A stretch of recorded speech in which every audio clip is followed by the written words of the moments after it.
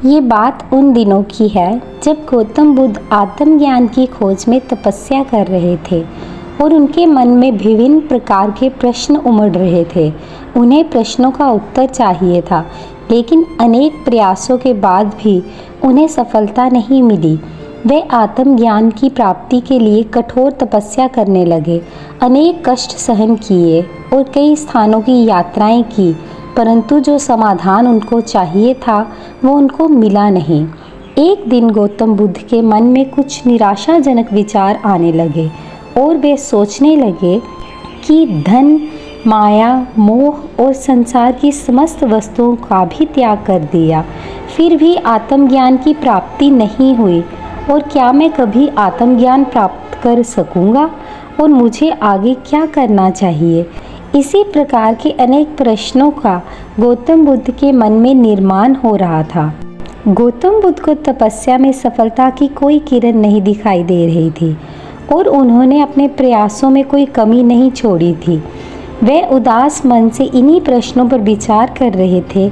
तभी इसी दौरान उन्हें प्यास लगी और वे अपने आसन से उठकर जल पीने के लिए सरोवर के पास गए। वहाँ उन्होंने एक अद्भुत दृश्य देखा।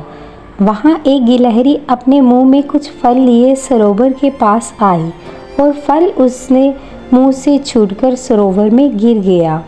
गिलहरी ने देखा कि फल पानी की गहराई में जा रहा है। तभी गिलहरी ने पानी में छलांग लगा दी और उसने अपना शरीर पानी में भिगोया और बाहर आई। बाहर आकर उसने अपने शरीर पर लगा पानी झाड़ दिया और दोबारा सरोवर में कूद गई। उस गिलहरी ने यह कार्य करना जारी रखा। बुद्ध उसे देख रहे थे, लेकिन गिलहरी इस बात से अनजान थी और वह लगातार अपने काम में जुटी रही।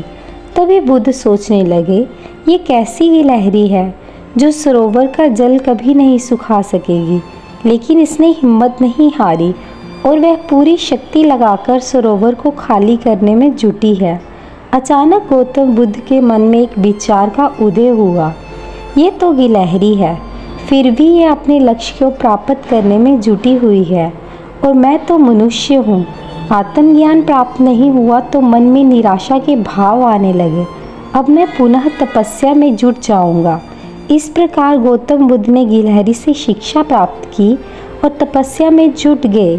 फिर एक दिन वो भी आया जिस दिन उन्हें आत्मज्ञान प्राप्त हुआ। गौतम बुद्ध की इस कहानी से हमें ये सीख मिलती है कि जीवन में हमें असफलताओं की वजह से कभी हार नहीं मान लेनी चाहिए, और ये जो भी असफलताएं आती हैं उनसे हमें सीख लेकर आगे बढ़ना चाहिए।